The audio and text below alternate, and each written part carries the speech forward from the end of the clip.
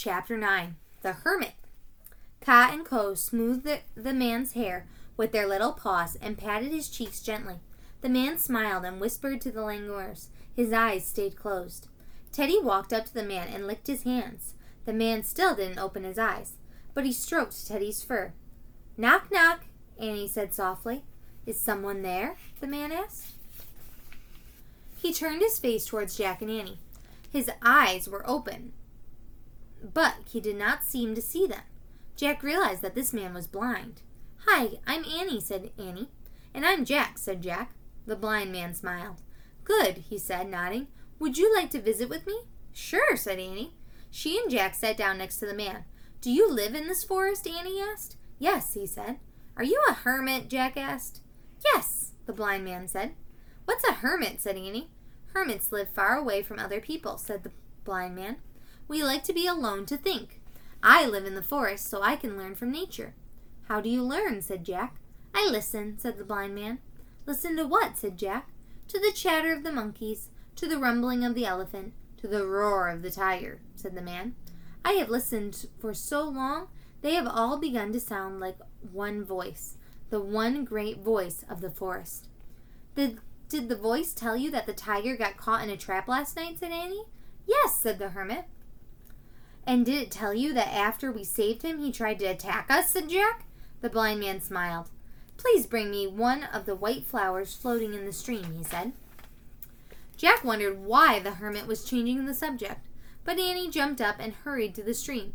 She pulled out one of the large flowers. It came up, muddy root and all. She took it to the blind man.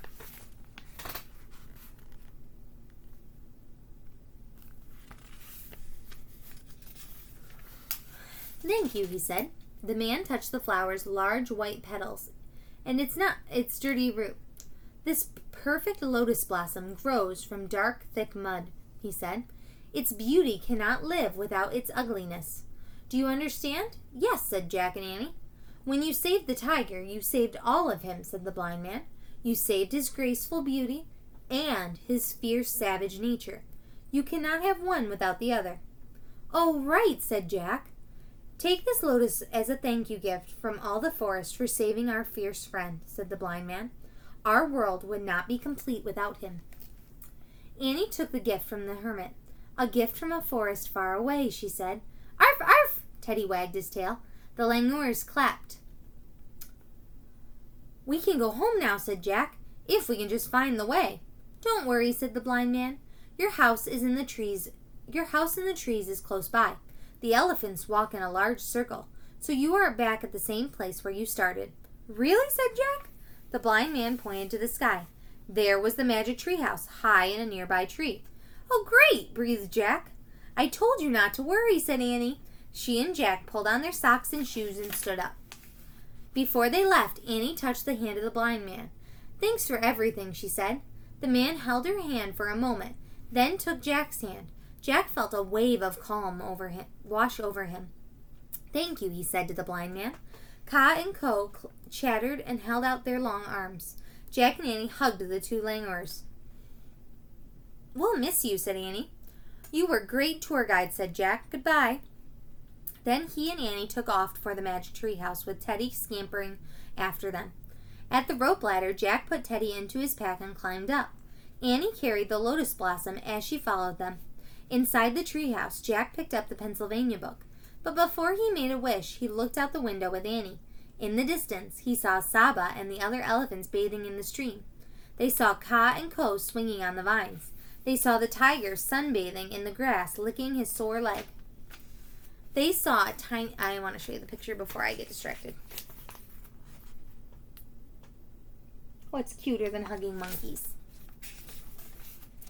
They saw a tiny deer grazing. They saw bright birds in the trees. They saw the blind man sitting in front of his cave. He was smiling. Jack opened the book. He pointed to the picture of Frog Creek Woods. "I wish we could go home," he said. The treehouse started to spin. The wind started to blow. It blew harder and harder. Then everything was still. Absolutely still. Chapter 10. Who are you really? Jack opened his eyes. Late afternoon sunlight shined into the treehouse. Our third gift, said Annie. She put the lotus blossom beside the pocket watch from the Titanic and the eagle's feather from the Lakota Indians. One more gift, she said to Teddy, and you'll be free from your spell. The little dog licked her hand.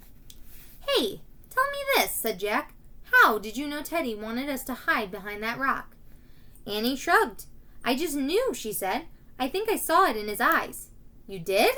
Jack looked into Teddy's eyes. The little dog tilted his head and stared back at Jack. Teddy's eyes twinkled, as if they held many secrets. Who are you really? Whispered Jack. Teddy just smiled a doggy smile and wagged his tail. Come for us again soon, Annie said, okay? Teddy sneezed as if to say, of course. Jack grabbed his pack. Then he and Annie climbed down the rope ladder. When they stood on the ground, they looked up. A little black nose was poking out of the treehouse window. Bye, they called. Arf, arf! Jack and Annie took off between the trees. Birds sang in the twilight. Squirrels scampered playfully through the leaves. The Frog Creek woods were very tame after the forests of India. Soon they came to their street. As they walked to their house, the last bit of daylight was slipping away. Before they went inside, Jack and Annie sat on their steps. I have 2 questions, said Jack. If the hermit couldn't see, how did he know about the treehouse? And how did he know that we had traveled all night with the elephants? Easy, said Annie. The one great voice of the forest told him. Said Jack. He closed his eyes for a moment and listened. He heard a car going down the street. He heard a woodpecker pecking. He heard crickets chirping. He heard the screen door opening. He heard a mom saying, Time for dinner, kids. All the sounds were like the one great voice. The one great voice of home. Aw, isn't that sweet? Another good one. I liked that one. I like that they saved the tiger. It made me happy. And tomorrow we'll read Dingoes at Dinner Time. Wildfire. That's what Jack and Annie are up against when they are whisked away to the land of Australia. And they're not alone. Jack and Annie must help a baby kangaroo and koala escape from a fire-filled forest. Will they be able to rescue the animals in time? To find out, we'll have to read Dingoes at Dinner Time tomorrow. I hope you are having a wonderful Wednesday. Mine is super duper duper duper duper busy, but I'm getting through it and it's going to be great when it's over. I hope you are enjoying your day and I will see you tomorrow. Bye-bye.